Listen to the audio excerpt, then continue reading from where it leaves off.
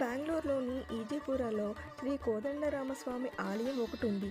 ఈ ఆలయం సుమారు 75 సంవత్సరాల క్రితం నిర్మించారు. ఈ ఆలయంలో శ్రీరాముడు, శ్రీకృష్ణుడు, శ్రీ విష్ణువు ఉన్నారు. ఈ ఆలయాన్ని డాక్టర్ బి సదానంద్ గారి నాన్నగారు చూసుకునేవారు. డాక్టర్ సదానంద గారికి దశావతార విష్ణు రూపాన్ని చేయాలని ఒక థాట్ అయితే వచ్చింది 2010లో. దానికి కావలసిన రాయిని వెతకడం ప్రారంభించారు. మన భారతదేశం అంతా వెతికి ఆఖరికి తమిళనాడులోని తిరువన్నమలై జిల్లాలోని కొరకట్టే అనే గ్రామంలో ఒక అడవిలో అయితే ఈ గ్రానైట్ని చూశారు. అయితే 2014లో తమిళనాడు గవర్నమెంట్ నుంచి పర్మిషన్ వచ్చింది.